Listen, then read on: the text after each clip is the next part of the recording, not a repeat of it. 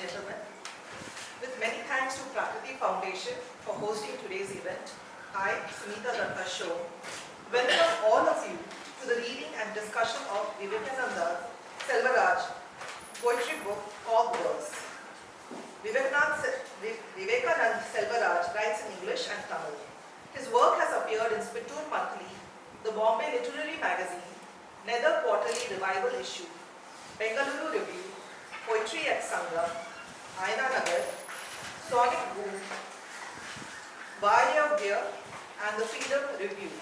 He is also an amateur theatre enthusiast, having written and staged quite a few of them. He is a diplomat, currently stationed at Beijing.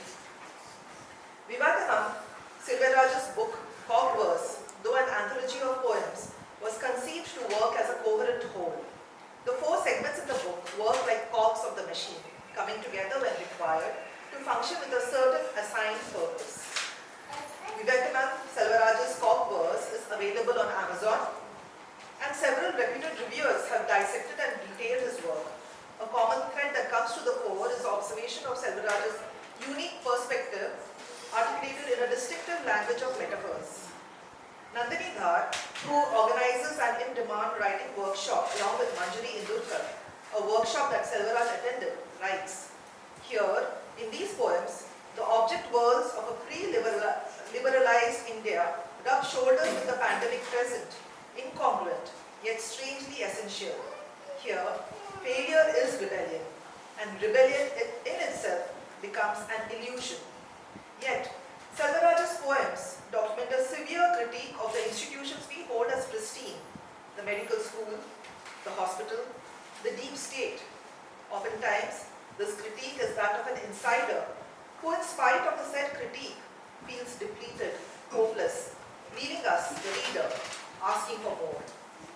And it is often done through careful manipulation of the white spaces on a page, unconventional line play, and a playful engagement with the very idea of lyric subjectivity." I would like to invite Mr. Vivekanand Selvaraj, our chief guest of the evening, Dr. Uma Vangal,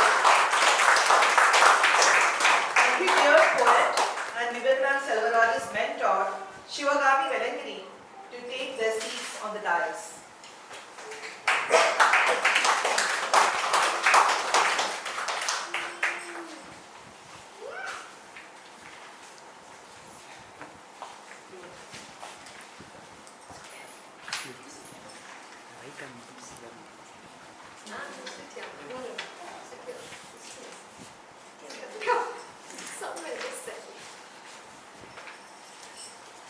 Dr. Uma Vangal is a filmmaker, film professor, poet, Fulbright scholar, columnist, public speaker, D&I trainer, women wellness coach, writing mentor, and media analyst. Professor Vangal teaches script writing, film direction, popular Indian cinema, film criticism, writing short fiction film, directing for camera, and feminist film studies in India and the US. Her research into women on screen in popular Indian cinema resulted in her framework for decoding female representation in popular Indian cinema, the Fitmus test, that she presented in a TEDx talk, TEDx Women 2019. Currently, she is Dean of Research, Academics and Networking at the International Institute of Film and Culture, founded by Director Vetri Maran, and an adjunct faculty at Asian College of Journalism, Chennai. Shivagami ma'am is the heart and hand behind today's event. Thank you ma'am for conceptualizing and bringing us together for this launch. Shivagami Velangiri has been included among the women poets in the History of Indian Writing in English, 1980. Her online chapbook, In My Midriff, was published by Lily Literary Review. How We Measured Time is her debut poetry book. Her poems appear in the Penguin Book of Indian Poets, April 2022, edited by Jeet Kyle. I request Shivagami ma'am to reveal Selvaraj's latest book, CogVerse, to the audience and present the copy to our chief guest, Dr. Uma Vangal.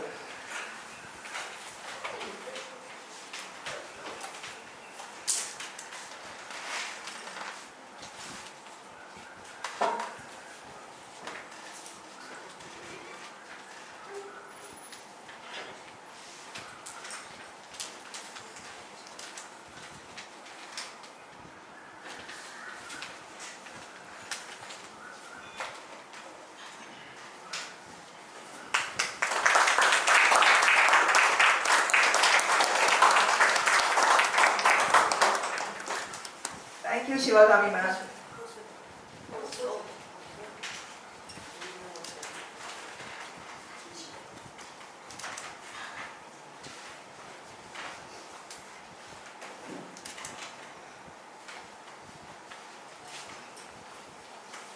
Uma ma'am, as you are aware, a lot of Selvaraj's poetry, especially in his first book, written in Tamil, has been inspired and influenced by Tamil cinema. You have a lot in common with Mr. Selvaraj, and we would like to hear your thoughts. Hi, good evening. Thank you, Mrs. Vivekanand and thank you, Vivekanand Selvaraj, for having me here. I just want to start, of course, I've already read it. So, obviously, in order to be able to talk about it. But for formality, of course, we released it just now. I don't know how many of you have already heard of Kavadi Chindu, right? We all, those of us in Tamil Nadu, are quite aware of it, and we talk about how it has an eduppu, toluppu, and uruppu. And interestingly for me, and Kavadi Chindu is usually sung when they're carrying the Kavadi and climbing up the hills upon which Muruga lives, and so it's quite difficult terrain that is being navigated. And so in a way, the song was supposed to lighten the burden. And the Kavadi itself was often a physical burden, but metaphorically it was about the spiritual and intellectual burdens that devotees and pilgrims carried with them. And so in a way it was also a way to let go of some of that baggage, but also carry what was really important up to the top. And as I was going through the CogVerse, there was a sense of almost like that rhythm of the Kavadi Chindu for me. And I think in a way that also speaks for the very rootedness of the writing. And for those of us who grew up in Tamil Nadu, it immediately, appeals to us in a certain rhythm that we are familiar with. And particularly for me, growing up here, perhaps it's also not a coincidence that the Kavadi was first written and published in Tirunelveli. Yeah, by again, when you come to a certain age, you don't trust your memory, so you write down everything. So it was first published by Annamalai Reddyare from Tirunelveli, and that is a lot of the landscape that Vivekanand Selvaraj's writing also traverses. So in a way, it takes us into that same space. And so I think that I couldn't not make that parallel, that sense of the Kavadi Chindu. So in a way it was evoked in his writing in CogVerse, but also in Sudhandiram Muradabba, because there's a kind of casualness, a tongue-in-cheek kind of writing, but also there's a lot of depth to what is being told. The Kavadi Chindu is supposed to be famous for its simplicity, emotional intensity, and appeal to the audiences. And all of that is very much there in the CogVerse. So you kind of feel that. Why am I sharing all this about the Kavadi Chindu? I think it's because somewhere when you grow up in Tamil Nadu, there are certain things that are very close to all of us. And outside of the borders of Tamil Nadu, a lot of people won't get the multiple meanings that we are trying to refer to. And that happens with Tamil cinema also. And that's something that I study a lot. And so in a way, it's quite interesting for me to go through that. It's almost like I was dancing along, like how you dance with the Kavadi. As I was reading the CogVerse, it was sent to me on Tuesday, and the whole afternoon was spent reading and almost taking those steps. Invisibly, it was like taking those dance steps and moving up the hill as each portion, each section kept unfolding. And I remember, it's like you climb up 2 steps, and when you're tired, you just sit down, right? So here, you climb up 2 steps, and he forces you almost to step back again, because he uses those repetitive refrains and motives, and certain words pull you back to the first page. So it's almost like what we do in film storytelling, especially when we're working with non-linear scripts, where we go ahead and then we come back because there's something that we didn't take note of, and then we come back and then we come back again. So this back and forth kind of movement that is again very, very reminiscent of almost all our folk dances, that You repeat the steps, you go back, you come back, and then you do. So it was almost like that for me as I was reading this. When I started with Butterfingers, and I went forward, and then it's like, no, I have to go back and read the Butterfingers because there's a certain relevance to why he starts with that and then moves forward, right? So then I step backward and then I move on again.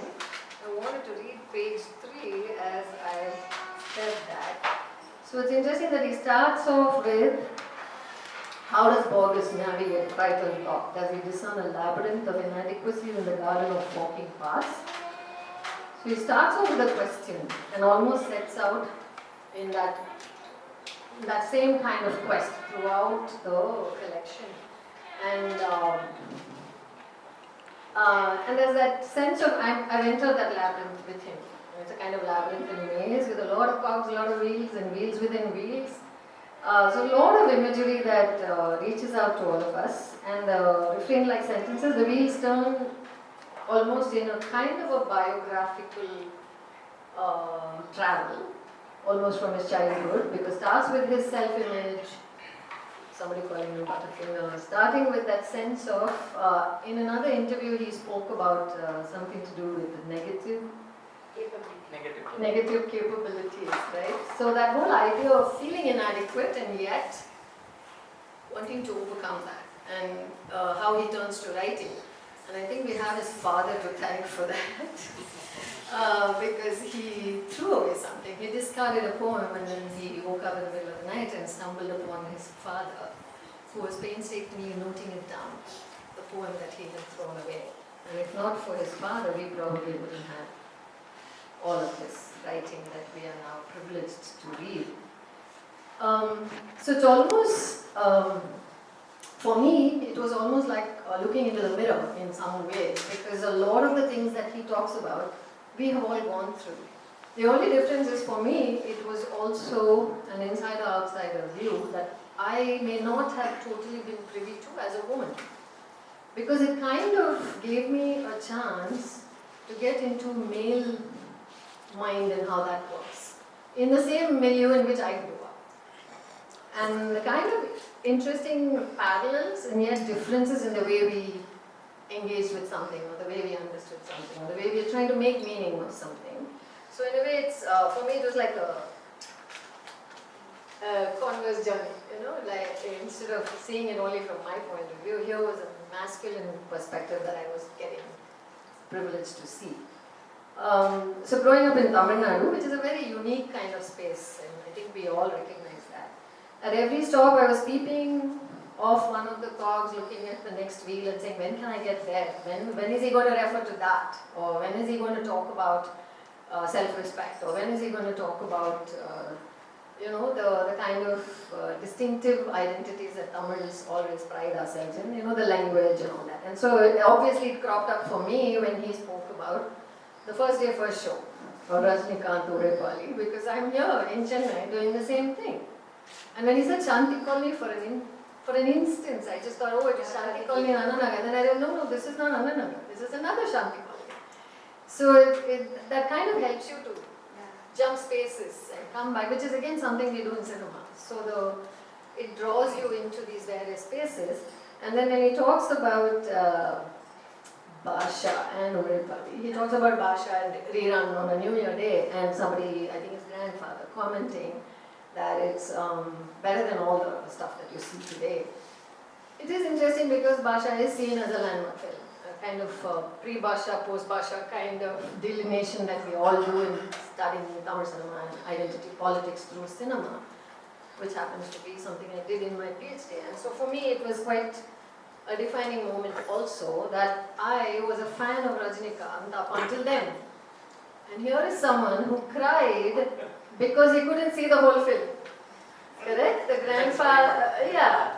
Urepali. So Urepali is also probably the start of my disenchantment with Rajnikant. So it's very interesting that as a man, for him, it was a disappointment not to see that whole film. And for me, as a woman and a fan, it was a disappointment and I cried because I lost a hero.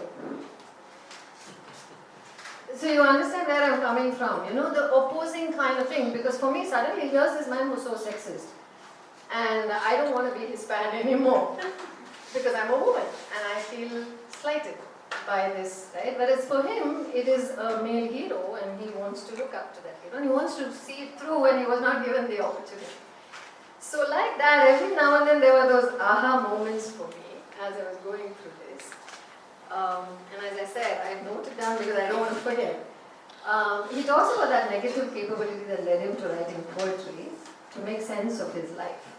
And I think that curiosity is evident as we move through this from object to person, from person to event, from event to inner musings. Suddenly he moves to a space, he moves to the larger context of environment when he talks about the baobab tree and things like that, where he's moving from text, but within the text there's a subtext and somewhere there's a metatext. So there's all these references that he continuously brings into these poems. And somewhere there is also the sense of he's also processing things as he's sharing, as he's documenting, he's also processing continuously. So there's like 2-3 processes at work in his thinking and his writing, and somewhere where he's trying to move from love and family and normal desires of every one of us, and then suddenly moves internally into a sense of self, where he's discovering self-confidence, self-image, but then also looking at all the things that are affected. So it's almost like a parade of snippets. And again, he said something in an interview about the montage, the hip-hop montage. And so for me, that particular section, the Ballad of the Cogs, being a mise-en-scène act, was of particular interest because it definitely refers immediately to the influence of cinema and on him as a writer and as a young person.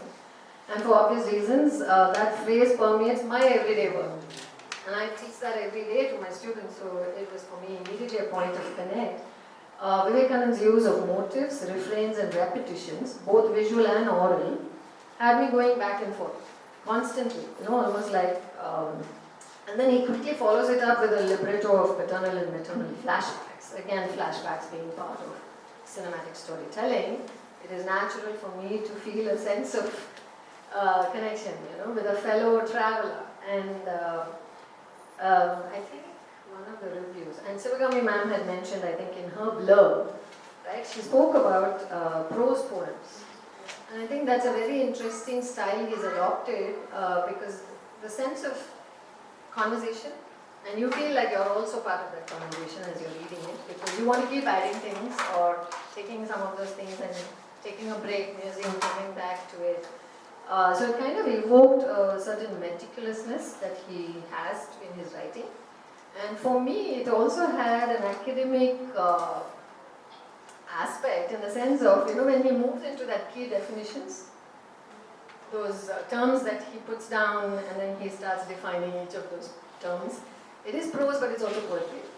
It almost evoked what we do when we do our PhD thesis, where we have key assumptions and key definitions that we give for the readers to help them to navigate.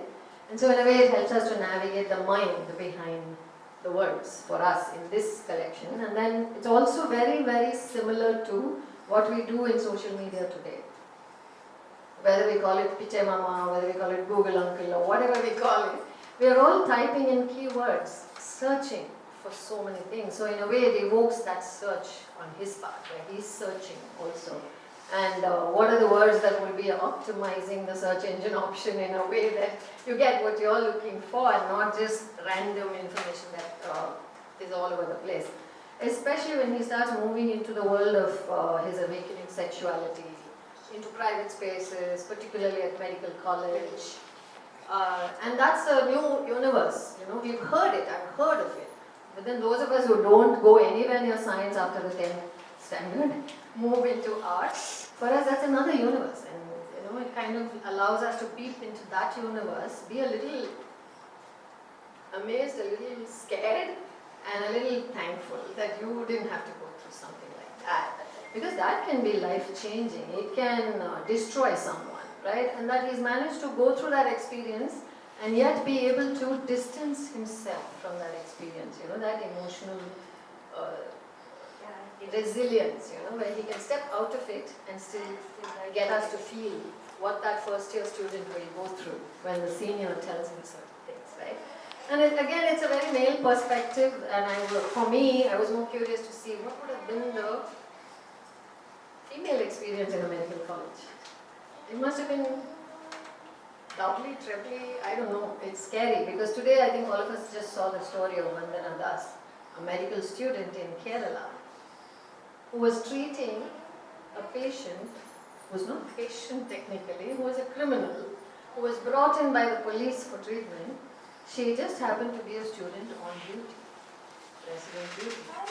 He just picked up the scalpel and stabbed her. And then this has led to a lot of discussion on what students, medical students, go through during their residency, during their internship, and how they're treated as non-humans. And in a way, his description of what happens in medical college is very human and yet dehumanizes the whole experience in a way. So it's kind of very, it makes you go back and forth trying to say, what can I find here that will appeal to all of us, right? So and I think it's very similar to all of us also having those kinds of experiences. The ragging in women's colleges is barely comparable to what happens in medical colleges. But you understand the feeling. And as I was going through the CogVerse, for me it was like Eisenstein meets Ray, meets Kafka, meets Suresh Krishna, meets Chris Nolan, and then from there to Ang Lee and S. Balachandra, because he does mention S. Balachandra specifically, because it's a landmark film, and so he had to bring that in. And it meets James Cameron in a kind of tapestry of cuts and cutaways. I think that is what I was trying to say. In film language, we call them cutaways, right? When you cut something, you're showing a scene, you cut, and then you cut away because you want the audience to step back and make meaning of what's happening out there. So he does that very often. He cuts from one thing to the other, one thing to the other, and then he cuts away so that you can actually rest with that and make meaning, and then go back, and then pick up at the next cut. So he does that very, very well, and I think he did say that he's interested in editing and so on. So I think that kind of somewhere echoes in his work. That strategic intermingling of machine thing speak, if you want to call it that, with materiality, that he combines with memories, meanderings, male musings, and sometimes some maternal mini stories, which intrigued me because he's seeing it as a grandson or as a nephew or a son, but I would like to know more about those women, because I'm sure they've influenced him and impacted him in very deep ways, but we don't get to see too much of that. But definitely the one thing that stood out was, especially when he writes this line, time throws up dead grandfathers at you. But then he also then doesn't fail to tell us about the green scorpion that travels with the grandmother and her Anjarapeti. So there's always that, he is trying for the binaries, the binary oppositions that are so inbuilt in almost all of our thinking and writing. But sometimes I feel that I wish I could know a little more about those women in his life, because today it's become fashionable. A lot of men will tell you, oh, my mother and my sister and my wife have had the maximum influence on me, but you barely see references to them. In that sense, I'm glad to see those references. That means there is something there which we'll probably explore in another collection or writing. I think every family, he's got so many things that are relatable to all of us. In our lives, we've encountered almost all the characters that he writes about. Every family has a man who has squandered away the family wealth and disappears in different forms, right? How true is that for all of us? And his use of those symbolic motifs and metaphors of the baobab tree, traversing seas and many lands before it comes to us, almost like a metaphor for the imposition of the white shoes that he brings in also about his school experience where he talks about the white shoes. I think all of us have hated white shoes. I can't think why they would impose white shoes and ties on a tropical nation, but which they did. And so the kind of power that is sometimes wielded over us to control us, and then that school compound that he describes is very evocative because it's very similar to a lot of our school compounds that all of us have been through.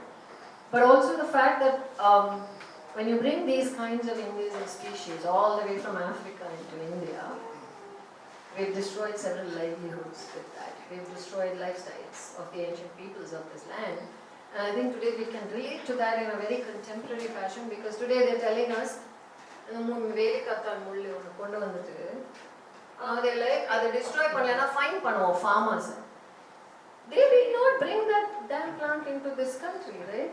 The politicians decided it, they scattered the seeds with helicopters, and then now they expect farmers to clear it. And if they don't, they'll be fined. And so that inequality, that unfairness of it all, I think he kind of brings it in snippets, and so that kind of makes you think a little. And then when Appai asks, did you hear from him later? In Mere Delusion, now a carcinoma eating her insides. I think all of us have a carcinoma story. Literally. Yeah, it's because of changing lifestyles, eating habits, whatever. Carcinoma is a reality in almost every Indian family today. We all know at least someone or the other who's had some form of cancer. And then that whole idea of bringing in that, and it reminds us of almost all our grandmothers. I remember my father's grandmother in our house, and she had these green tattoos. Sometimes of Polam, sometimes of names of their husbands, sometimes God, sometimes Gale, all of that, right?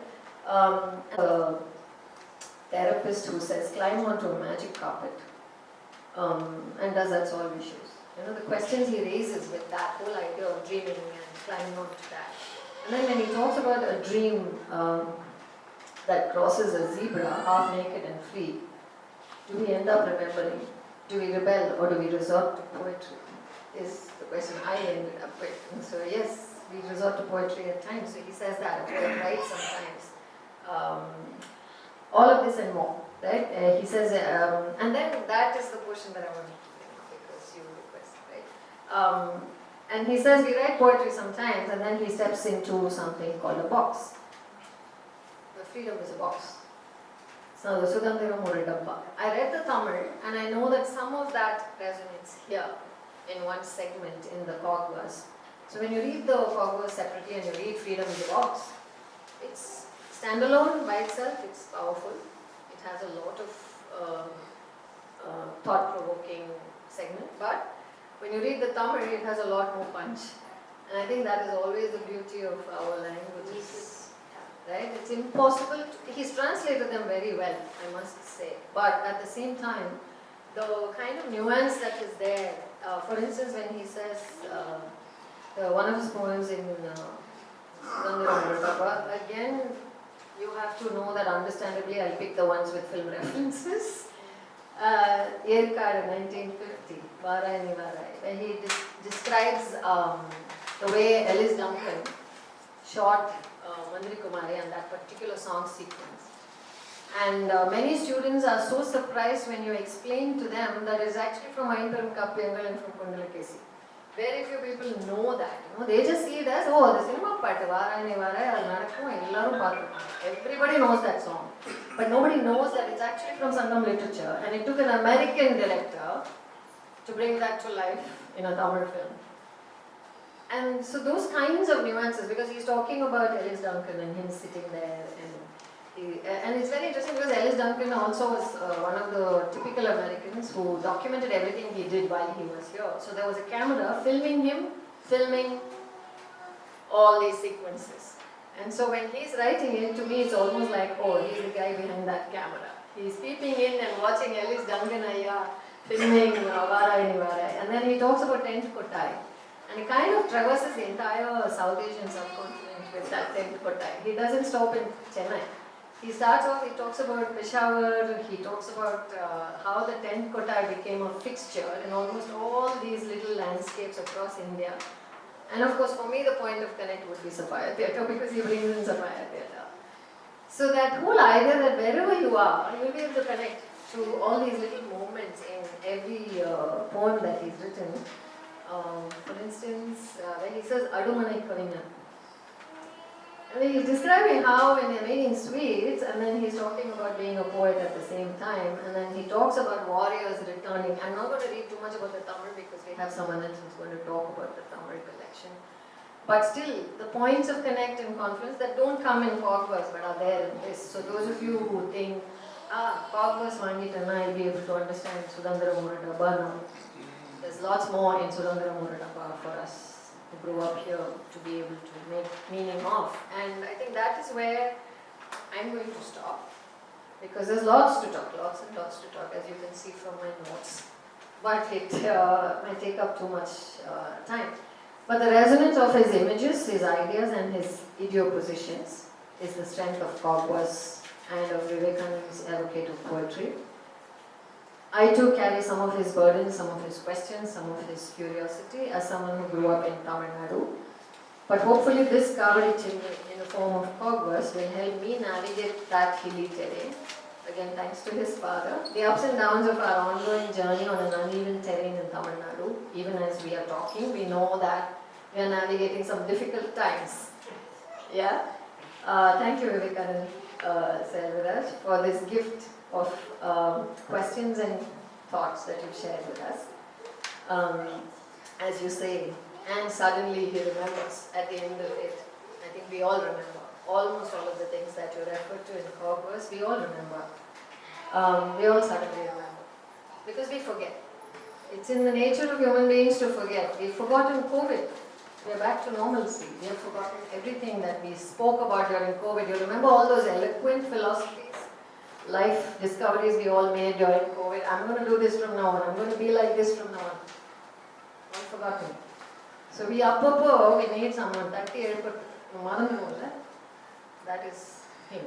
He's waking us up every now and then. Whatever we forget, remember. So let's do that. Let's honor him by remembering all the things we should do. Thank you, Sulavi Ma'am. Vidya, for thinking of me. Thank you.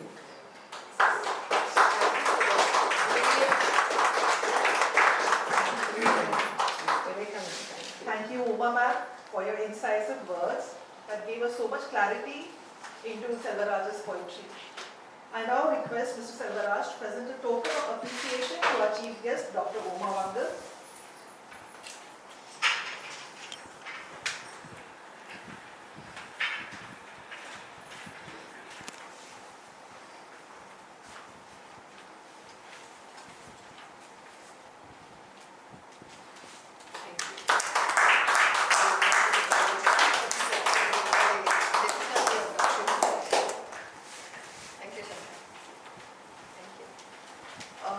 Token of appreciation to his mentor, Honorable Poet Shivagami Veliyangiri.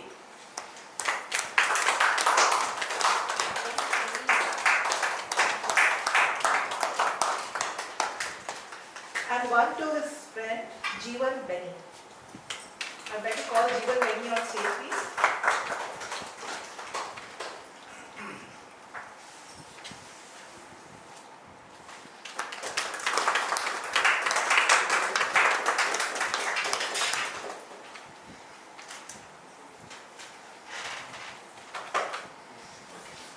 Jeevan Benny would like to say a few words about Mr. Selvaraj's Tamil poetry. May I request Shankar to introduce Mr. Jeevan Benny to the audience?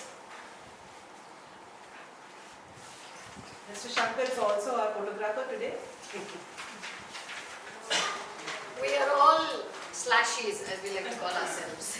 We all have slashes against our names and all the things that we do. So, one more slashy. எல்லாருக்கும் வணக்கம்.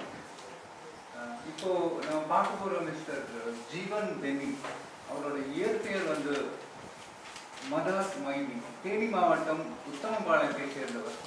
இளங்கலை இயற்பியல் முடித்தவர்.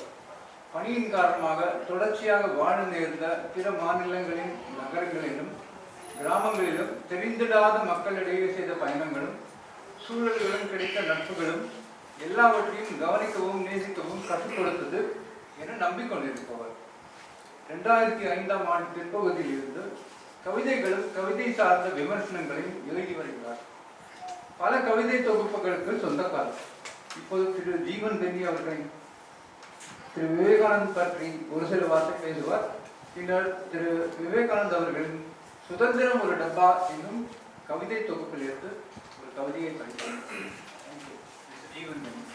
மிக்க நன்றி செங்கர் அவர்கள். அனைவருக்கும் மாலை வணக்கம். இந்த மாதிரி ஒரு கவிஞருக்காக அவரோட கவிதைகளுக்காக இத்தனை பேர் இங்கே கூடியிருக்கோம் அப்படிங்கிறது ரொம்ப பெருமையான விஷயமா நான் நினைக்கிறேன். இது எல்லாமே வந்து அவருக்கும் அவருடைய கவிதைக்கும் நம்ம திருப்பி கொடுக்குற ஒரு சின்ன அன்பா நான் நினைக்கிறேன். இதை விட ஒரு கவிஞனுக்கு பெருசாக ஒரு மகிழ்ச்சி எதுவுமே இருக்காதுன்னு நினைக்கிறேன். அவர் கவிதையை பற்றி பேசணும், அவர் இப்படி உட்காந்து வச்சு அழகு பார்க்கறது தான். சரி, கவிதைன்னா வந்துட்டு இந்த உலகத்திலே ரொம்ப துயரப்பட்ட ஒரு மனுஷனை உணர வைக்கிறது தான் கவிதை. இதுதான் வந்து நான் மென்ஷன் பண்ணியிருக்கேன். ஸோ அந்த மாதிரி இருக்கும்போது இங்கே தமிழ்நாட்டில் வந்து தமிழ் சூழலில் பொதுவாக கவிஞர்களுக்கு பஞ்சமே கிடையாது. இங்கே வந்து மேபியா ஒரு 6 கோடி பேர் இருக்கணும்னு வச்சுக்கோங்களேன். தமிழ்நாட்டில் 6.5 கோடி பேர் கவிதை எழுதுறாங்க. எப்படின்னு கேட்டிங்கன்னா ஒன்றுக்கு மேற்பட்ட பேர்கள் கூட எழுதுறாங்க. ஏன்னா அது வடிவம் சார்ந்து இங்கே இருக்கிற விஷயம் வந்து ரொம்ப போலித்தனமாக இருக்குது. ஒரு நல்ல கவிஞரையோ ஒரு நல்ல கவிதையோ தேர்ந்தெடுத்து படிக்கிறதுக்கான வாய்ப்பு வந்து இங்கே ரொம்ப கம்மி. நிறைய சேர்ந்துச்சுன்னு வைங்களேன், அதுலேருந்து நம்ம ஒரு நல்ல விஷயத்த வந்து எடுக்க முடியாது. நீங்கள் முதல் அந்த தளத்துக்கு போனால் தான் அதுலேருந்து எடுக்க முடியும். அது ரொம்ப கஷ்டம். ஸோ ஆனால் இவங்க சொல்கிறாங்க, இந்த பிரதி வந்துட்டு இந்த மாதிரி கவிதை வாசிப்பை தொடர்ச்சியாக 25 வருஷம் செஞ்சுட்டு இருக்குன்னு சொல்கிறாங்க. ரொம்ப மகிழ்ச்சியான ஒரு விஷயமா நான் நினைக்கிறேன். இவ்வளோ பேர் இந்த இதில் கூடியிருந்து ஒரு கவிஞனோட திருப்பி அவனோட கவிதைகளை படித்து அந்த மன ஓட்டத்தை திருப்பி சொல்கிறதுக்கு இந்த மேடம் வந்து சொல்லும் போது அவ்வளோ எனர்ஜியாக இருக்குது. இதை மாதிரி என் கவிதை யாராவது சொல்ல மாட்டாங்களா அப்படின்னு ஒரு எதிர்பார்ப்பு இருக்குது. உண்மையிலே அப்படி தான் நான் நினைக்கிறேன். நம்ம வந்துட்டு அவ்வளோ எளியவங்க தான். நீங்கள் தான் நினச்சிட்டு இருக்கீங்க நம்ம ஏதோ வேறு இடத்துலலாம் இருக்கோம், வேறு இடத்துல செஞ்சுக்கிட்டு இருக்கோம். அப்படின்லாம் இல்லை. ரொம்ப ஒரு எளிய அன்புக்காக ஏங்கிக்கிட்டு இருக்கவங்க தான் நம்ம எல்லாருமே. அதுதான் உண்மை. அதுக்கப்புறம் தான் இந்த விஷயங்கள் எல்லாமே.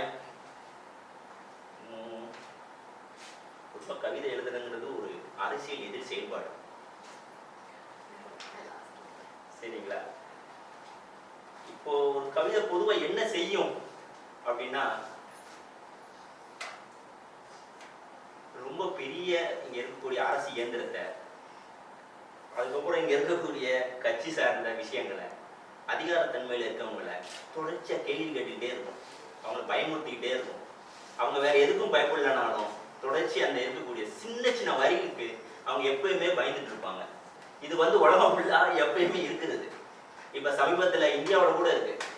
நம்ம பக்கத்து தேசத்துல பக்கத்து மாநிலத்தில் இருக்கக்கூடிய வர சந்திரசேகரன் ஒருத்தரெல்லாம் வந்துட்டு கவிதைக்காக தான் அரெஸ்ட் பண்ணாங்க. வேற எந்த தப்பும் செய்யல. அவர் கவிதை எழுதுனாரு, அதுதான் தப்பு. சமீபத்தில் கூட நீங்க தமிழ்நாட்டில் ரொம்ப இதை பார்த்துட்டு இருக்கலாம். ஸோ அப்படிப்பட்ட ஒரு விஷயமா இருக்கக்கூடிய கவிதையில இருந்து நம்ம செயல்படுறதுக்கு எப்படி அப்படின்னா, முதல்ல அவர் வந்துட்டு ஒரு மொழியை வந்து நமக்கு எல்லாம் தெரிஞ்ச மொழி தான் தமிழ். அதுல இருந்து படைப்புக்கான ஒரு மொழியை அவர் வந்து உருவாக்கியிருக்காரு விவேகானந்தர் வந்து. சிறு பத்திரிக்கைன்னு சொல்ற ஒரு சூழல்ல வந்து தொடர்ச்சியா கவிதைகளை வந்து எழுதிட்டு இருந்தார் அவரு. அது ஒரு தொகுப்பா வந்து போட்டப்போ இந்த சுதந்திரம் ஒரு டப்பா வந்துச்சு. அதை படிச்சுட்டு உடனே நான் வந்து அவருக்கு ஒரு சின்ன குறிப்பு வந்துட்டு நம்ம அப்பயே வந்து ஃபேஸ்புக்கில் எழுதியிருந்தோம்.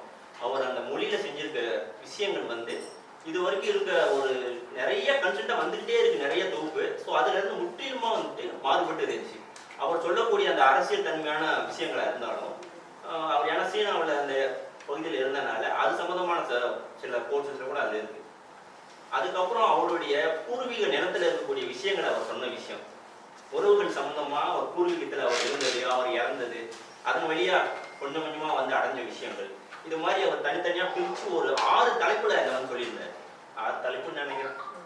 ஸோ அந்த மாதிரி அவர் கட்டமைச்சு இந்த விஷயமே ரொம்ப புதுசா இருந்துச்சு. சும்மா கவிதை தொகுப்பு போடுறோம் அப்படின்ட்டு வரிசையா கவிதைகளா வந்துட்டு அடுக்கி சொல்லாம தனித்தனியா பிரிச்சு சொல்றதுங்கிறது இன்னும் ஒரு இன்டென்ஷனை கொடுக்கும் அந்த கவிதைகள் எல்லாத்துக்குமே. ஸோ அதை செஞ்சிருந்தாரு. ஸோ அந்த 2 விதத்துலையுமே வந்துட்டு அந்த தொகுப்பு வந்து ரொம்ப முக்கியமானதா பட்டுச்சு. 2020 அது வரைக்கும் அந்த தொகுப்புகள்ல ரொம்ப முக்கியமான தொகுப்பு சுதந்திரம் ஒரு டப்பா. அதுதான். அதனாலதான் அது 3 வருஷம் கழிச்சு கூட இன்னொரு இடத்துல இவ்வளவு பேர் கூடி இருக்க இடத்துல திருப்பி வந்துட்டு வாசிக்கப்படுது. வேற எந்த மாதிரி இருந்துச்சுன்னா தேவையே இல்லை. இங்க தமிழ் சூழல்ல அது மாதிரி நிறைய இருக்கு. அதையும் தாண்டி தான் இந்த இது திருப்பி நம்மகிட்ட வாசிக்கப்படுது.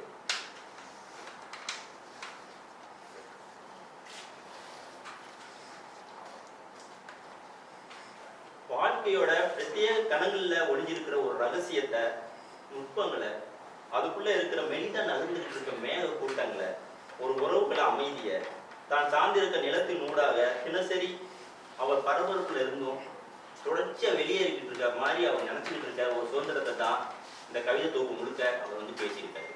அது ரொம்ப எனக்கு பிடிச்சிருந்துச்சு, ரொம்ப உண்மையாகவும் இருந்துச்சு. ஸோ உங்களுக்கும் பிடிக்கும் நான் நம்புறேன். கொட்டா மேடமே நிறைய சொல்லிட்டாங்க.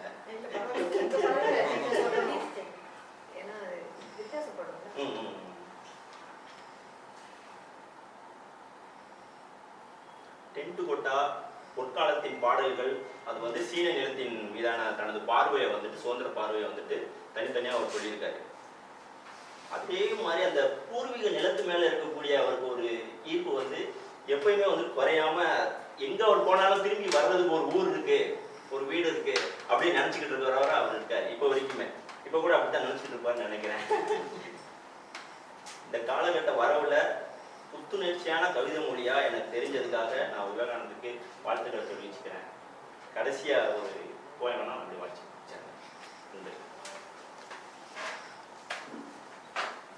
Thank you, Mr. Jeevan Benny. Ma'am, please.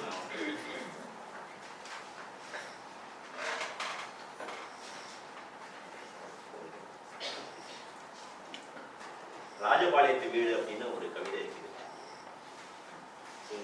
பெரியவர்கள் இருக்காங்க, அவங்களுக்காக வந்து ஹெல்ப் பண்ணியிருக்கோம்ப்பா. காசுக்காகத்தான் விற்றோம் அந்த வீட்டை, அப்பாவுக்கு பணி ஓய்வு, அண்ணனுக்கும் எனக்கும் பெருநகர வேலை, பூர்வீகம் ஒன்றும் ஜெருசலேம் அல்ல, ஆனாலும் திரும்பிச் செல்ல ஒரு ஊர் இருக்கும். வந்தேரிகள் கட்டிய வீடுகள், வளர்ந்த குழந்தைகள் போகும் வழி தெரிந்தவை. வந்தேரிகள் கட்டிய வீடுகள், வளர்ந்த குழந்தைகள் போகும் வழி தெரிந்தவை. வீட்டை வாங்கியவனுக்கு 1 வயது 2 பசங்க என்றார் அப்பா. வீட்டை வாங்கியவனுக்கு 1 வயது 2 பசங்க என்றார் அப்பா. என்ன விளக்கெண்ணைக்காகவோ கடைசியாக ஒரு முறை சேர்ந்து தங்கினோம். குடி புகுந்த முதல் நாள் புது வீட்டு ஈரத்தில் எல்லோருக்கும் காய்ச்சல் என்றார் அப்பா. எனக்கு நினைவில் இல்லை. வீடு கட்டும் போது மண் குயிலில் கை அளந்தபடி புதினம் புரட்டியது மட்டுமே ஞாபகம் வந்தது. சுவர்களோ பழைய நண்பர்கள், அவற்றின் மௌனங்கள் மீது எங்கள் மூத்திர ஓவியங்கள். இப்போது மணி அதிகாலை 5:15. இப்போது மணி அதிகாலை 5:15. எந்த காலத்திலும் இந்த வீட்டில் இந்த நேரத்தில் கண்விழித்தவன் இல்லை. அப்பா ஒழுங்கா கட்டிப்பிடி. மார்பில் விழும் ரோமியின் கால் இன்று என்னவோ பாரமாக இருக்கிறது. இன்னும் அரை மணி நேரத்தில் அம்மா எழுவாள், காப்பி கேட்கலாம். இன்னும் அரை மணி நேரத்தில் அம்மா எழுவாள், காப்பி கேட்கலாம். அவ்வளோதான். இங்கே ஒன்று லாஸ்டா அவர் அந்த ஸ்கூல் வளாகத்துக்குள்ள இருந்த அந்த பயோபமத்தை தான் நான் வந்துட்டு அப்பையும் கோட் பண்ணியிருந்தேன். அந்த கவிதையில வந்து, இந்த பயோபாப் மரத்தை சுற்றித்தான் அழுக்கு சூக்கள் அணிந்து வரும் சிறுவர்கள் 3 முறை ஓட வேண்டும் என்று திருமதி டைமண்ட் சொல்கிறார். இந்த பயோபாப் மரத்தை சுற்றித்தான் அழுக்கு சூக்கள் அணிந்து வரும் சிறுவர்கள் 3 முறை ஓட வேண்டும் என்று திருமதி டைமண்ட் சொல்கிறார். ஏனெனில் ஒரு நெடுஞ்சாலை பாதசாரியை வண்டி ஏற்றுக்கொள்வது போல மலைக்கு பிந்திய நாளொன்றில் 2 அழுக்கு துளிகளை இந்த சிறுவர்கள் தங்கள் சூயில் ஏற அனுமதித்தார்கள். அதனால் அவர்கள் ஓடித்தான் ஆக வேண்டும். யாவரும் போன பின்னர் பயோபாப்பை கட்டிக்கொண்டு மன்னிப்பு கேளுங்கள். யாவரும் போன பின்னர் பயோபாப்பை கட்டிக்கொண்டு மன்னிப்பு கேளுங்கள். குழந்தைகளை வெள்ளை சூக்கள் அணிய செய்யும் இந்த உலகத்தின் மீது பெருங்கோபம் கொண்டதற்காக. குழந்தைகளை வெள்ளை சூக்கள் அணிய செய்யும் இந்த உலகத்தின் மீது கோபம் கொண்டதற்காக. வாழ்த்துக்கள். தமிழ் என்ன வளர்ச்சி எல்லாமே மட்டும் ஒரு கோரிக்கையை நேரத்தை வைக்கிறேன். ஒன்றும் பார்க்கவே முடிகிறது அந்த கவிதைகளை. இந்த வாய்ப்பை கொடுத்தன விவேகானந்துக்கும் பிரகதிக்கும் மிக்க நன்றி தெரிவிச்சுக்கிறேன். நன்றி.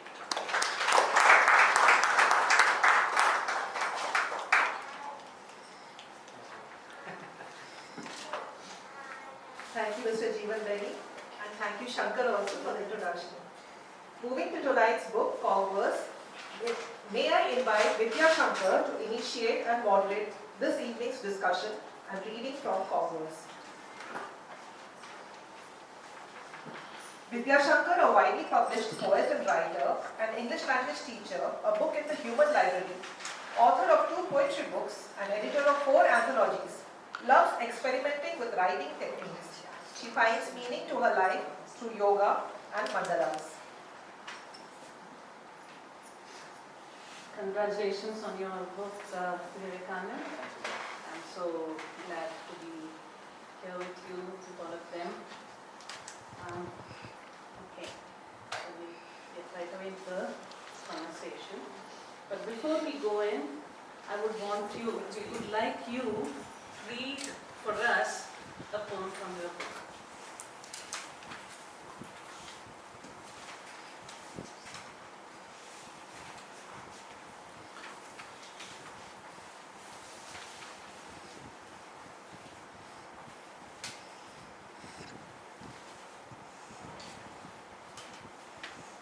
Thank you, Vidya.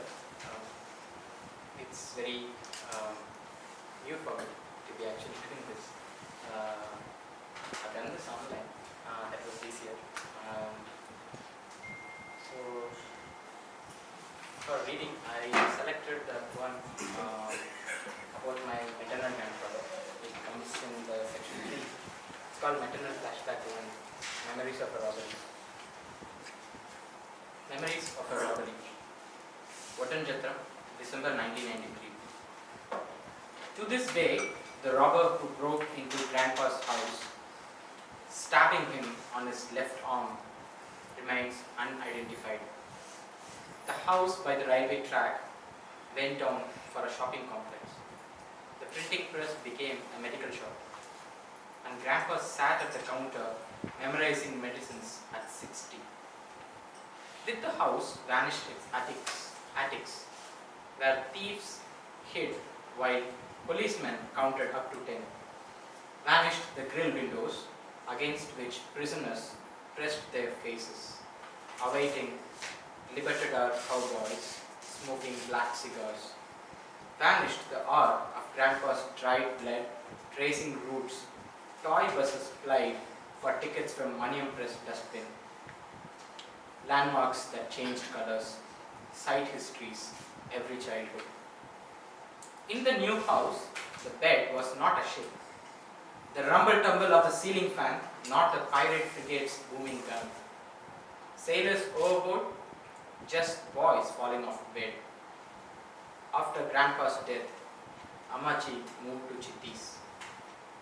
The Kottu Parota master, who went tin tin tin at the stone that night, drowning her veils, still works at the new Naga Hotel, where full chickens hang in line, skinned and roasted, catering to pilgrims bound for a distant hill temple, then and now.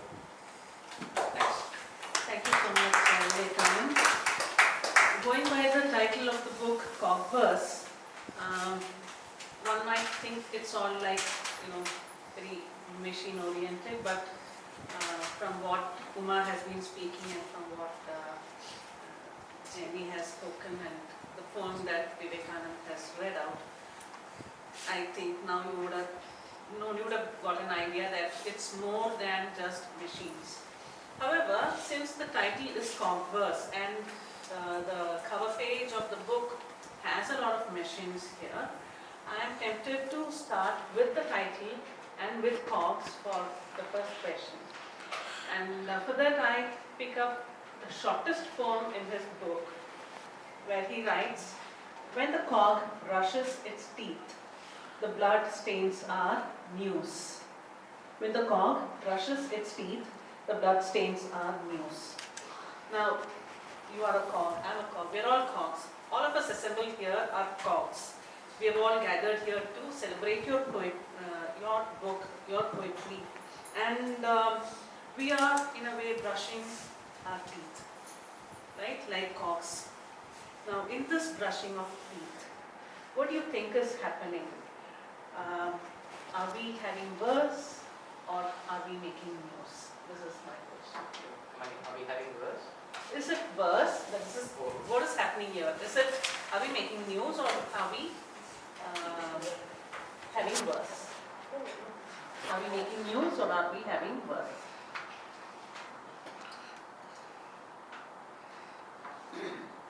I'll start backwards because start with this point. We do a lot of things and we make ourselves blind. It's a very conscious choice. And slowly this conscious effort, at some point we begin not seeing things. And then it becomes used to us. We become used to not seeing things. And slowly we don't really see things. After some time, we actually don't see things. The word is normalizing whatever it is.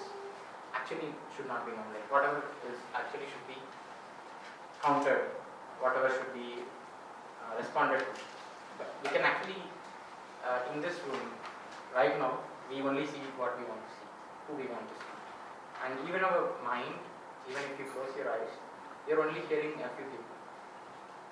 you're only hearing a few sounds. You're also thinking about a few people. You're not thinking about everybody. There are a lot of people I don't know, but I'm actually thinking about what is this person thinking about. So, thing is, reality is very bounded, and when you become a cog, we make our bounded perception as a norm. I think that's where I started. I forgot the first part of your question. So so what do you think is happening? You said when a cog brushes its teeth, the blood stains are news. So are we making news here, or is this verse? I don't think that it's just again another way of. We think it's a mirror, but it's actually an image.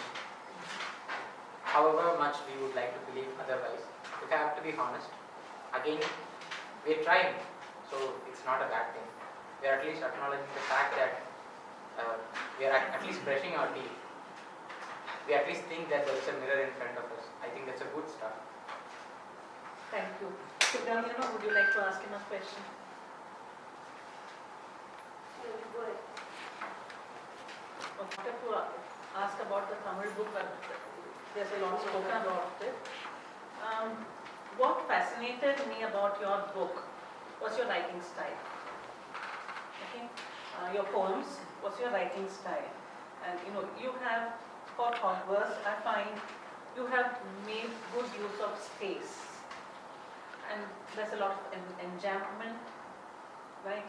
And this conversational tone that you have used, a narrative, there's a narrative through here and there. So, could you speak a little about your style?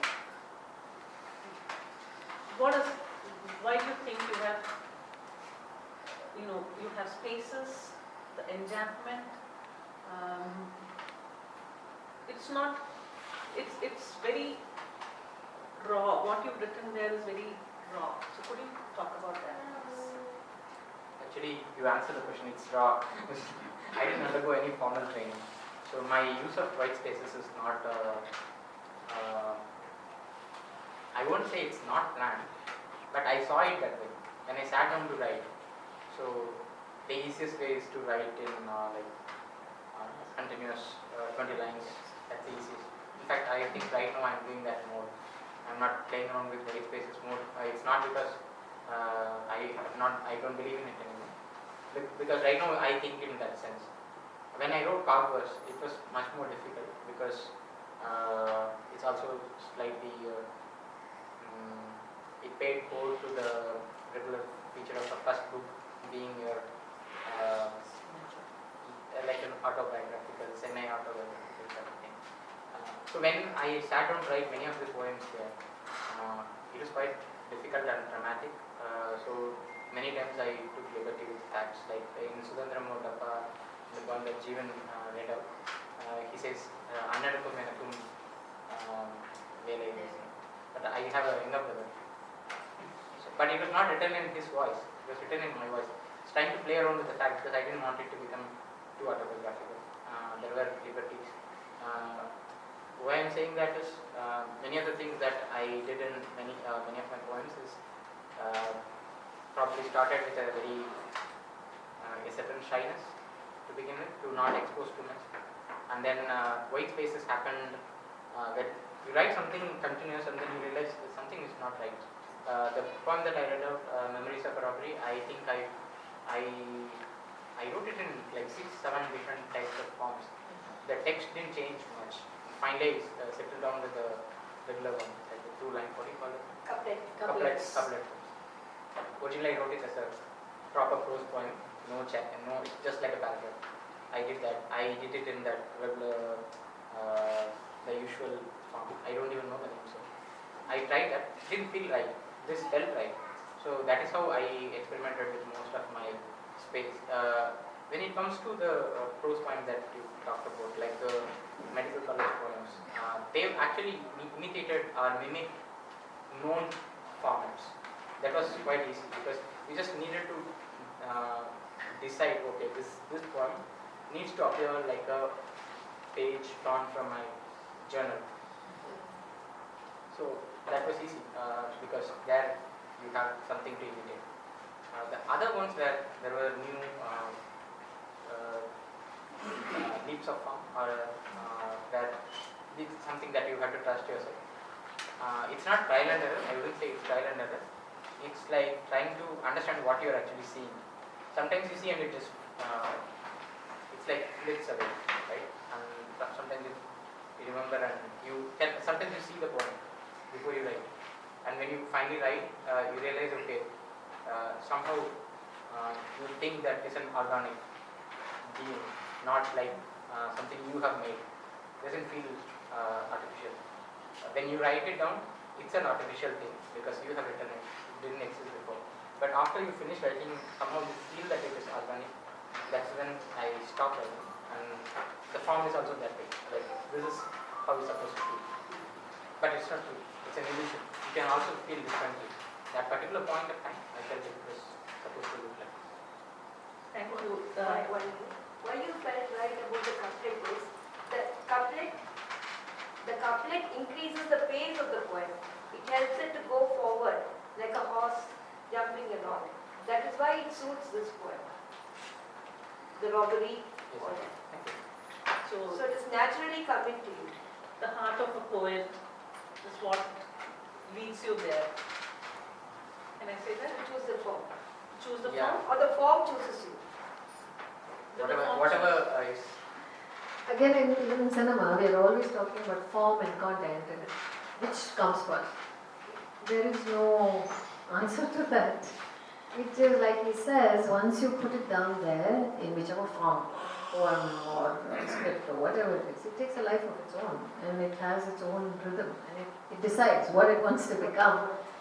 And I think, I don't know, for me, when I especially looked at some of the ways he's used the white spaces, and I particularly like, those places where he's run a line through it, the strike through some of the words.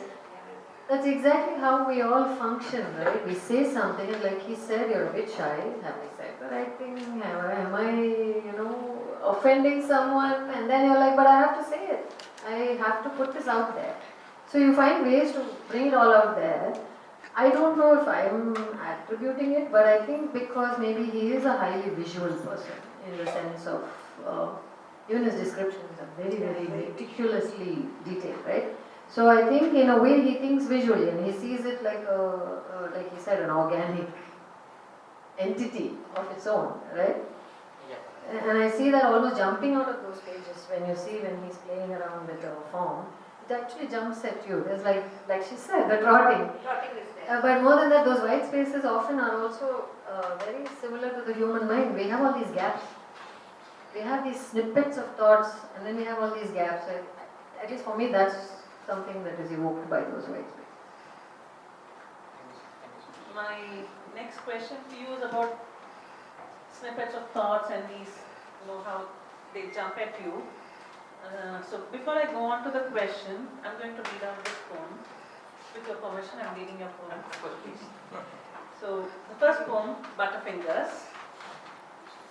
How does Bogus navigate writer's block? Does he discern a labyrinth of inadequacies in the garden of coping paths? Near the doorway stands father, 7 o'clock blade in hand, carefully, skillfully, sharpening the pencil for your classes. The shadings are Natraj, red, black and brown mini UFOs, rushing at your clumsiness. Can love devonescent wings? Your hands are soft, like butterfingers, the teacher tells you. You can't do shit with them. The bonnet you are sewing falls to the floor. It seems your tears will accompany a camel through the needle's eye tonight. On the first night, alone in medical school, your senior says that a nude body is an ugly sign, that it can insult and shame the beholder. The next morning, you stand in wait around a cadaver. Inside the dead vagrant, formalin flows without guilt. Hospitals cure patients. Patients cure ignorance. Teachers pass on their medical gaze. Students inherit the arrogance. Time throws dead grandfathers at you, then follows it up with uncles and friends. Now, when I read this poem,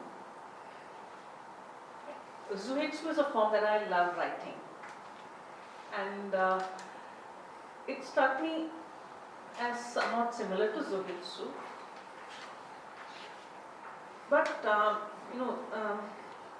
there is a randomness to this, yet there is a connect, like Zuhitsu. Similarly with stream of consciousness poetry, but it's not stream of consciousness, it is not Zuhitsu, even though there's a randomness to it. You may have curated it, but unlike stream of consciousness or Zuhitsu, where you write the poem in one sitting, what I would like to ask you about is your thought process when you wrote this. Did you write this in one sitting, or was it over a period of time? And also, what I noticed and liked particularly about this poem is the repetition further in the book. So could you please talk about that?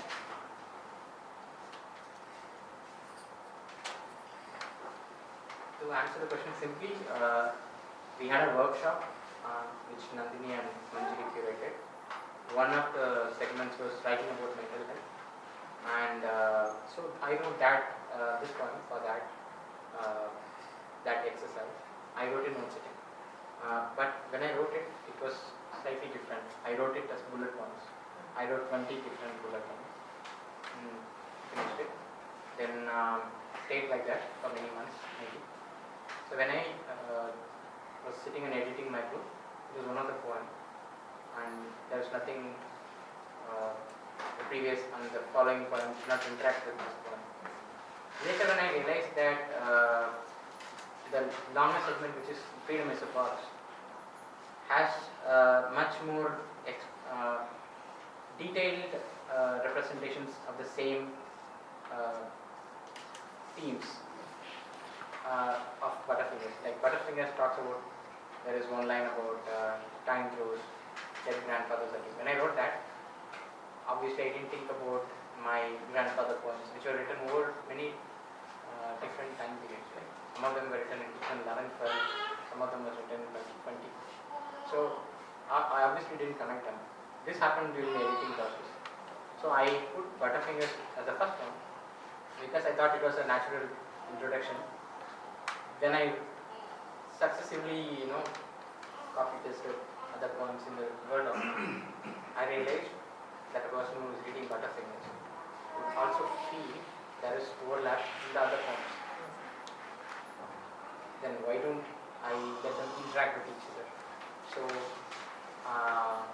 then I realized that instead of putting too many poems in this, I was just wondering what would happen if the same individual segment from Butterfingers go and sit near the poems which actually talk about that particular theme in much more detail with more nuances.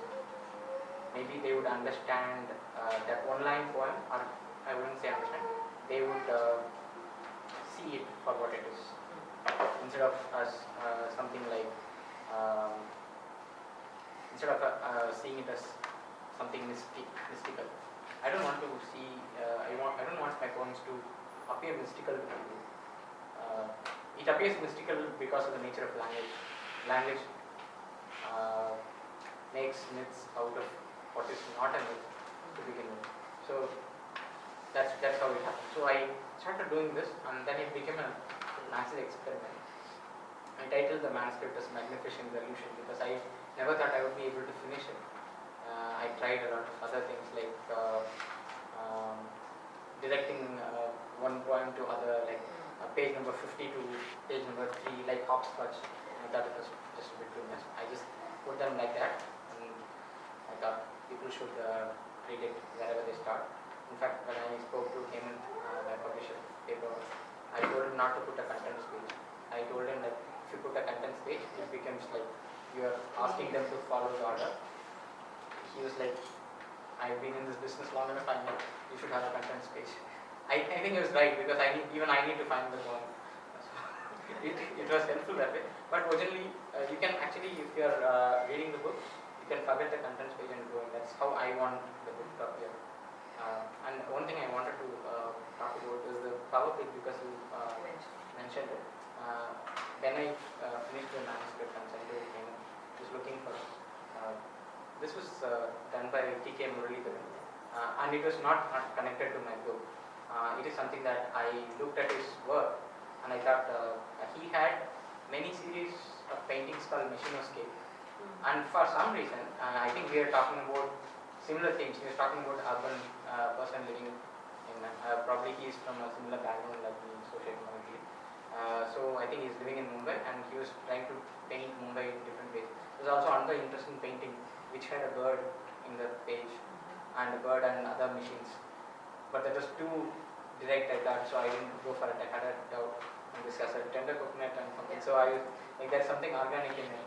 So I came in as a good friend of T.K. Muralidharan. So he said, look at Murali's paintings, you might have something in common. So I really loved it. Because I actually feel that this poem, this anthology is, his painting is actually more symbolic of whatever I was trying to do in a much better way. Yes. Shivagami Amma, could you read the poem 100 Scrolls, because that's something that we would want the audience to know.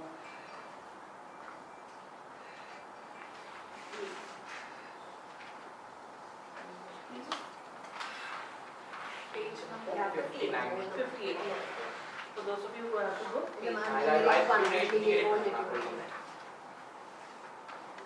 Hospitals cure patients. Patients cure ignorance. Teachers pass on the medical gaze. Students inherit their arrogance. Undead scrolls. The following 3 exhibits were discovered from the interns' quarters of TVMC. They seem to be torn pages from an intern's journal. July 4, 2008. 46 years old, conscious on admission, care of pain in the chest region. History, no history of hypertension, diabetic mellitus, previous heart disease. Patient had come to Trinelveli in the morning on a work-related trip. He had stolen 2 hours from the evening to buy 3 kg of Ittukadai halwa to remember the ancient city's famous preoccupations. The pain, which began while standing in the queue for halwa, had slowly crept up his left shoulder like a snake, and he felt a weight on his chest, which he later reported as an elephantine heaviness while waiting for the railway station for the Chennai-bound Nellai Express. Investigation. Patient shifted to ward ECG. ECG machine is still under repair in the ER and was immediately rushed to intensive coronary care unit after significant ST depression was noted. Elevated troponin level found. Results arrived post-mortem. Treatment. Patient put on nitroglycerin drip and anticoagulants followed by streptokinase infusion.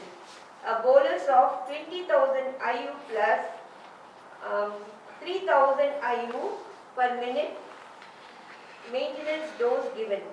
Cause of death, patient suffered cardiac arrest at 0200 hours on 5th July. Defibrillation was attempted. 3 vials of adrenaline administered. CPR attempted. Patient could not be revived and was declared dead around 0230 hours on July 5th. To self. Did the rib break during the CPR? He was laughing when he was brought in. His laughter was like a cloak upon the dagger. of his pain. A silence shrouding his lifeless body, now a dead battery. A mouse rushes out of the ward frantically as if it had risen from the dead. My question is based on this. See, when when Vivekanand had sent this book to me, the first time I read the book, I could not grasp like it was more like ointment in my eyes. So I had to read it a second time, and this time I began noticing many things, and I immediately thought this sounded like prose poetry. So was this a conscious? It has to be to like an intern's journal, and then what makes it poetry?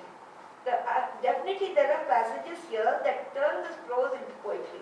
If you have noticed, the pain which began while standing in the queue, all that is poetry. And then this is also, when the last one when he talks to himself. So, then recently we had a lot of discussions, 3 discussions, and then Sriram Shivaramakrishnan, he said, just like prose poetry, there is play poetry. And because Vivekanand also writes plays and acts in them, I want to ask him if that all those between the diplomat and all those conversations, were they written with that in view? Are you aware of it, the play poetry? I mean, written with that in view No, of... consciously. Yes, I wrote the... Like a play. Yeah, I wrote it like a play because I couldn't write it like anything else. So I wanted to... there was again some editing involved. The first time I wrote The Poet and the Diplomat, I didn't write it like a play. I wrote it as a conversation. I was trying to... The first line would be poet, the second line would be diplomat, and there was no... what do you call it on the left side? You say poet and the character. That was not there. It was just the same, almost the same line, but it was poet followed by diplomat, poet followed by diplomat. I titled as Poet and the Diplomat. So I thought it would be obvious for people to identify which would be the poet and which would be the diplomat based on what they're saying. At some point I realized it was a bit too confusing because there were grey lines. A poet could also say what a diplomat. I realized there is I'm forcing a binary there. Then after different edits, I realized that it could be a play because it was there. I just didn't see it. So then I actually did the play. It wrote it exactly like how I would write a play. I also put the brackets where, what do you call that again? Asides. Yes. Asides. So that actually gives a much more graphic.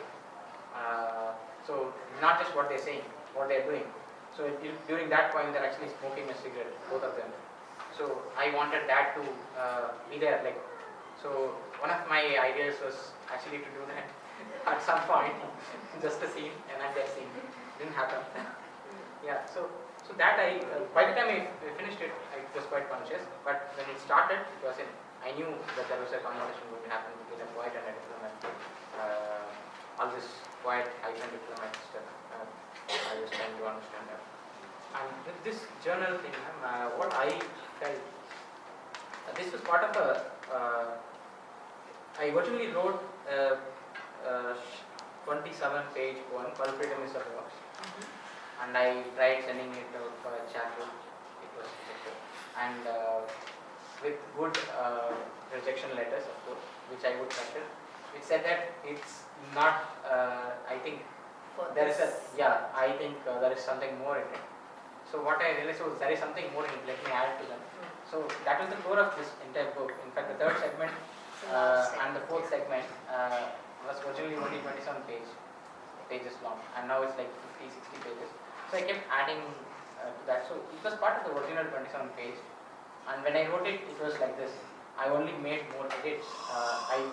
First time I wrote my first draft, it appeared exactly like this. I just added a few lines here and there, and it was not very difficult because it was actually my journal in 2008. In the sense, I wrote the journal in a much more pedestrian, matter-of-fact way, saying that the person came. Like, it was a real person. He came. He was my first case when he was in intensive pulmonary care in a postal. He was the first guy who came. The solution was not working. He actually walked up 2 stairs, came down, and he did not know that he was getting a heart attack. He just thought it was some gastritis. 46 years old, he had come from England, he died. And I did the CPR. I heard the ribs break. That's not the cause of death, of course. Doctors here, but it felt horrible because we were going through it, and you realize that after the case sheet is sent to medical records department, nobody is going to think about this guy. I also took the history of that guy, and I knew that there are a lot of things in the story which nobody else would know, and somehow I couldn't shake it off, and I kind of had to write, because the freedom is a work is also kind of therapy for me about my trying to understand my career choices. I did not pursue medicine because I suffered. I did not feel I had the guts to handle these kind of things day after day, but now I think it's just a fear. Anyway, I think we are running short of time, but This there is one. COVID, Yes. during the COVID time, this workshop that you did with Nandini and Manjari, was it during the COVID time, and was this book conceived and written during the COVID time? The workshop was during the COVID time, Yes, I know. and strangely the workshop was originally planned to be not in COVID time. Okay. The COVID kind of intervened, and the book was not written during COVID time. It was like the later part of COVID time. I had a manuscript which I had before I went into the workshop. My friend Arjun, he said, you attend this workshop, and you will get good ideas to edit this manuscript. So that manuscript and this are not the same. I did the workshop, and I slowly discarded all the poems that I had written before, and kind of arrived at kind of nothing. By the end of the workshop, I only had the poems I wrote during the workshop and maybe some 20 more. And then I said, okay, fine. I wrote a chapbook sort of thing, which expanded over time, kind of occurred weight, became obese, and became this one after 2 years. So talking about, reminded me about Arjun. We belong to that group called the Quarantine Train. Of course, the Quarantine Train doesn't function now, and that's how I got to know about read Vivekanand's poems much earlier than this. I have one last question before we kind of go on. And this is a question that we were discussing when Shivramyama, Sriram and I would meet. We've met 3 times now to discuss about the launch and your book and all that. And this was a question that all three of us felt about your book. Like the first part of the book, CogVerse, it's very, very rhetorical. Very rhetorical, and there's nothing like, it's universal and nothing personal in it at all. And then you move on to the grandfather, grandmother, paternal forms, maternal forms, and everything about it is very personal, your experiences. You talk about your school life. In fact, I wanted to ask you about Lysamus and, but we are running out of time. So you move into that, the contrast is stark, very, very personal. But as the book progresses towards the end, so you have this rebellion poems, which are rebellion from your perspective, very subjective. Yes, there is a personal touch to all those poems, yet, but they're not rhetorical. But even though there is a personal touch to it, it is not personal like the previous section. So, could you talk about this diverse landscape of your book? That was actually the editing process. Some of the poems in the rebellion are written without any idea that they would fit in that particular segment in the book. For example, some of the poems, rebellion has like 6 poems, and they are kind of closing the loop. Like a lot of this segment, this book, are quite influenced by movie. How a movie script is done. I have no idea how movies scripts are done. It was done. But I remember one of his interviews by Tyagarajan Kumararaja in Aranyakam. He basically says that he wrote the climax first, and he created that how the threads kind of unite, right? So I had the poems. Then I realized that if I have to close each of that thing, like I opened not a Pandora's box, maybe a ball of threads or something. So each of them was there, like school, college, everything. I had to close all of them. So there were already those poems. I didn't write those, most of the poems are not written to close the threads. I identified that this poem is probably the one that would close this thing. So I took all of them and put them as a separate segment. So now it becomes like a 4-part thing. It was like, I don't know, it was like it felt nice. And the last poem, which talks about me writing a poem for the first time, writing a hand, slightly fictional, but that was the very first moment of poetry in my life. But I wanted that to be the end, because the end and the beginning is a very linear concept. I think all the problems in life, all the questions in life that you can't really answer, you go back to where you began, but it's not really the beginning. You go back to where you think is the beginning. And that's why I kind of thank license, apart from my wife, the other person, in the credits. And then I kind of lost touch with license. She was my 9th standard class teacher. She read the poem that I wrote, was totally trash, doggerel that I wrote, and I actually had the guts to go and read it on stage. And then she said it's nice, and I don't think it was nice at all. It got published in some handwritten magazine also, as I remember. It was called Mom Enge Bodhi. Where are we going? I didn't know where we were going then. But then she was my class teacher, and kind of when I sent the manuscript and it was accepted, the credits were written. The credits I consider as part of the book. It's not as something that I had to add.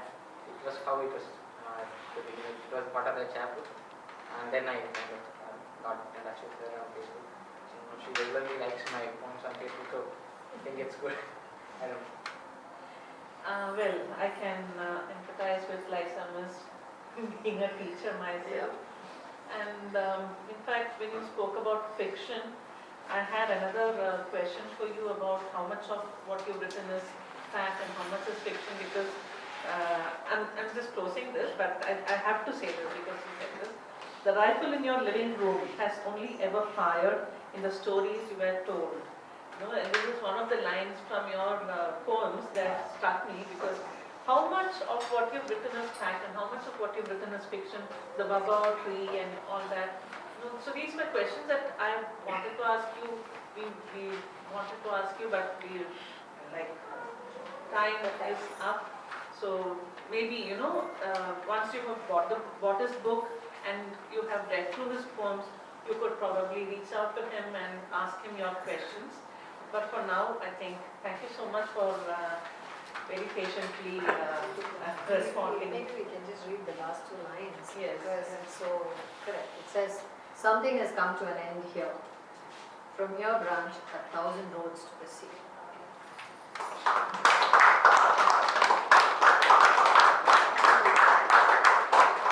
I think one or two questions from the audience to wrap up. Yeah. Does anybody have any questions? Yeah, absolutely.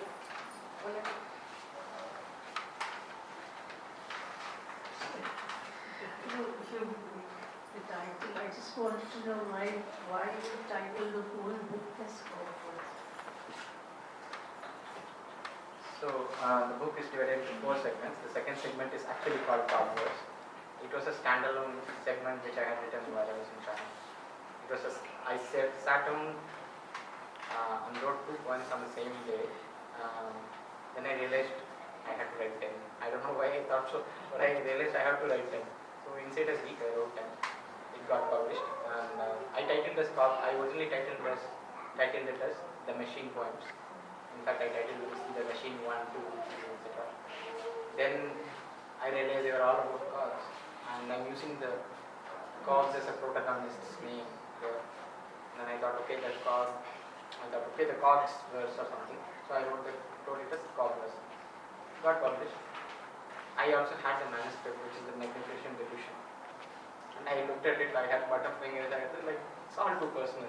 I realized that they are also the story of me being cog. I thought this personal rambling stuff needs a theory part in it, so I inserted it in segment 2.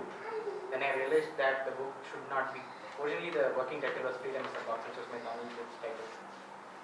Somehow I felt that will do justice to the entire book. If I put this one in it, if I put this 10 poems in it, should it still be called Freedom is a Box? I thought it should be called CogVerse. It just came in that. Thank you. Thank you. Yes, there are cogs and there are cogs. Are there any other questions? Would anybody else like to ask anything? Then we wrap up. I request Shivagami ma'am to give the vote of thanks.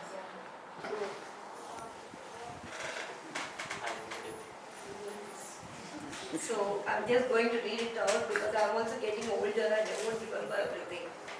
So good evening to all. It's my pleasure to propose the vote of thanks in this wonderful event of launching the poetry book CogVerse by Mr. Vivekanand Selvaraj. I thank the Prakriti Foundation for being generous enough to host the launch of this unique poetry book. The presence of the chief guest, Dr. Uma Mangal, the noted filmmaker, scholar and critic in this event, will be an inspiration and motivation to poets. Like a sculptor chiseling a stone and bringing out an idol, so also scholars and critics, by their valuable comment, make persons improve their performance in their responsive fields. Dr. Uma is one such valuable, bold critic. Thank you, Uma. Mr. Vivekanand Selvaraj, I thank you for choosing the Prakriti Foundation as a platform to launch your out-of-the-box poetry book, CogVerse. Mr. Vivekanand, you have made this day a literary journey of the Prakriti Foundation. Thank you. Sumita Datta Shom, you have made the cogs turn smoothly, and I thank you for that. I thank Vidya Shankar, a widely published poet in her own right, without whose contribution the book reading would not have gone the way it has this evening. I need to thank Sriram Shivramakrishnan, who, though not present this evening, has sat through 3 discussions and has contributed some valuable ideas. I thank Mr. Shankar Ramakrishnan for capturing memorable moments of the evening through his photographs.